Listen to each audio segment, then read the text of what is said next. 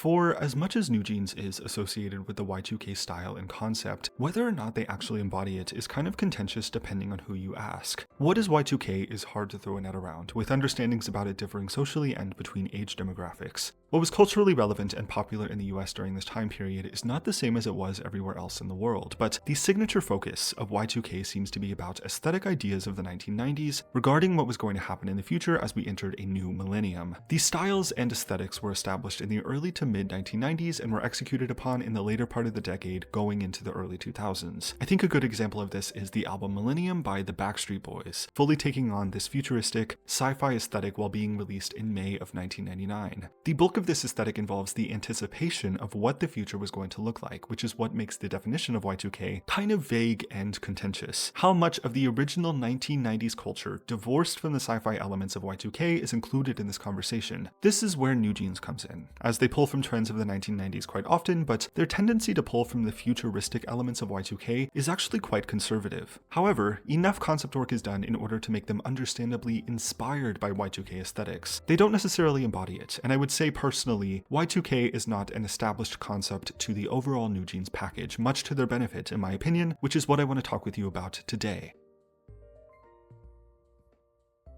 Mystery has always been a key component to the unexplainable nature of this group's concept. There's a lot of foundational principles to the NewJeans identity that remain unsaid. Nothing outlines this more clearly than the nostalgic weight of a song like Ditto. Reconciling with why this song feels as heavy as it does emotionally is not an easy task. There's a lot of complexity to the makeup of Ditto and what it's intending to do, but trying to understand the general aesthetics that it pulls from can help us get to a better conclusion about NewJeans' overall concept in my opinion. Ditto narratively positions itself in the late 1990s going into the new millennium.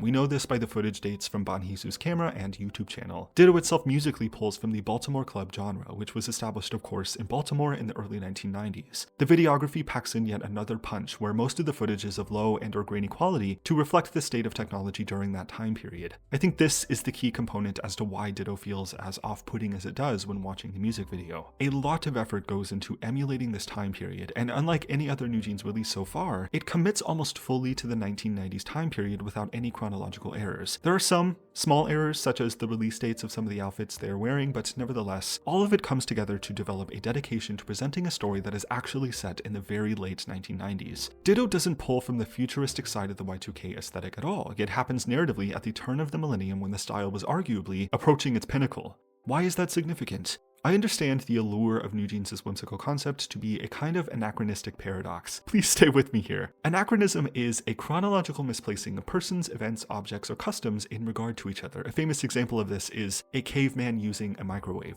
It's anachronistic because cavemen didn't have access to that kind of technology. It's a misplacement of an object in time. I think NewJeans plays into anachronism a lot, hence the dwelling on 90s aesthetics but quite prominent use of modern technology like iPhones. NewJeans themselves are anachronistic in their own work. None of them were alive in the 1990s. On the inverse of this, and the reason why I bring anachronism up is that I think it's very significant how much NewJeans has avoided the futuristic and sci-fi aesthetic to 90s culture. At an academic and research level understanding of this aesthetic, they've pretty deliberately evaded what Y2K actually is for the sake of preserving the original culture of the 1990s without its influence. That's what Ditto is, effectively. What we get in place of that is a kind of liminal, reverse anachronistic approach to the Y2K aesthetic. Instead of these sci-fi and space-like elements, NewJeans replaces those estimations of what the future would be like at the time with what it actually became. We didn't end up living in space, we only have iPhones. In my understanding, the significance and whimsical nature of NewJeans' concept involves how much they actually avoid the Y2K aesthetic with consideration of how we know it never came to be. Is it still anachronism in this way? Maybe there's a better word or term for this phenomenon, but all the same, I think this is what adds such a profound and unexplainable dimension to this group's concept. It's a chronological misplacement for them to be using iPhones in the 90s, but a well-informed one given insight of what the future actually became. It's actually the correct misplacing of an object with foresight towards the future. I think that's what NewJeans is all about. I think this is a core tenet to their universal concept. This also fits in line with their tendency to take more omniscient roles as characters in their own stories. They seem to always know something that other characters in the story don't know about yet. They've been through this before and approached these narratives with an unexplainable foresight. Besides moments like Ditto, we have all the reason to believe NewJeans are conceptually living in the modern day, but with the tendency to express themselves through the lens of 90s culture and society. As these stories mainly focus on the experiences of the characters within them rather than leading to a universal narrative, most of NewJeans' work is quite low concept in the sense that it's very hard to briefly summarize. It all comes together to deliver a quite unexplainable product, which is what I believe makes the NewJeans concept so unique,